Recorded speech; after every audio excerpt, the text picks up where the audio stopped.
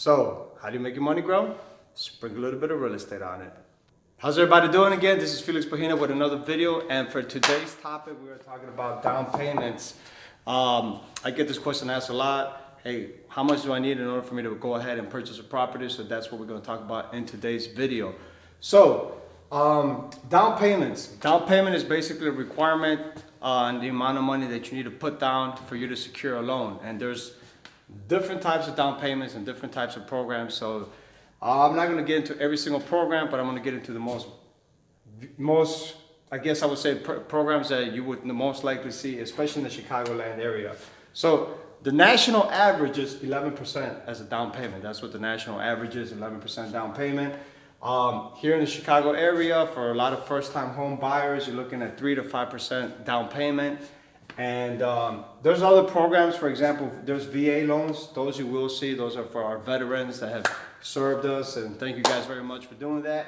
But for our veterans, they have certain programs that's even 0% down.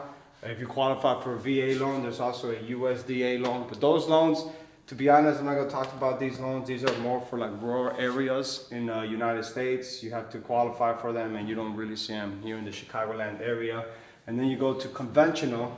Conventional loans are usually 3 to 20% down. So this varies a lot on your history and if you own property. So for example, if you own a property already, and let's say you're trying to buy a building now, they're not going to let you put 3% down. They're going to want to see 20% down. They want to make sure you financially have the money to do it. However, there are conventional loans now that are as low as 3%. Once again, there's different programs. Not every single bank is going to offer a 3% down payment. Some are going to ask for 5%. Some are going to ask for 10%. But there are programs out there that do conventional 3%. But you will have a PMI. PMI is just private mortgage insurance. That's like it's taxed on the back end. You're paying this as an insurance in case you default on the property so the bank doesn't lose their money. And then of course we have our FHA loans. FHA loans are 3.5% down payment. Now, see, I don't want to get too in depth on why someone will go with FHA over conventional. They're both great loans, but there's pros and cons to both of them. Like I said, if you guys want, I can go ahead and get more into details on that. You just let me know, send me a message below, and I'll talk about these two in particular, why you will go conventional or FHA, but they do have pros and cons to them. So those are basically it, the amount of money you need. Just to give you a quick example, on a $250,000 loan, if you put 3% down, you're looking at $7,500 that you need to have saved up in order to go ahead and purchase that property. If you put 3.5, it's $8,750, 5% is $12,500, which you can see a huge jump.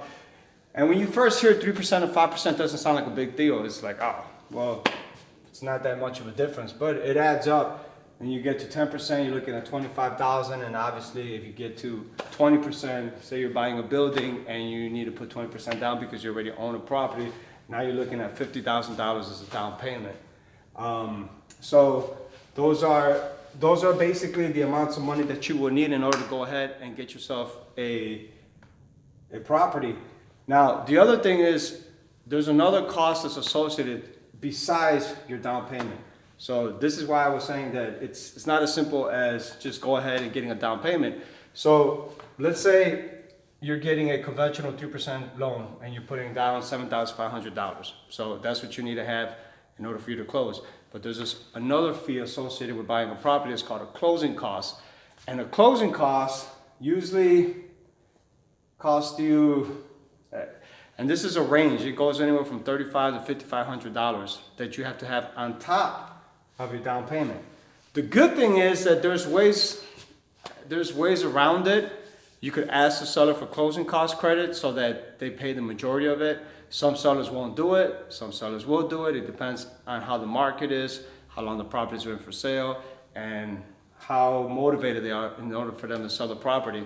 But you know, those are numbers that you got to keep in mind as a closing cost. Closing cost is something that no matter who buys a house, no matter how cheap the house is, if you're buying it cash or if you're buying it through a bank, you got to pay closing costs. You go through a title company, there's fees, attorneys. So that's what the range on these closing costs go for. So I don't know if you guys have any particular questions. Like I said, if you want me to go in depth with these two, feel free to leave me a message and I will. All right, so I hope you learned a little bit more about what you need for when you are ready to purchase that property. Feel free to contact me when you are ready to purchase that property. Hit the thumbs up, and once again, subscribe, and thank you for watching.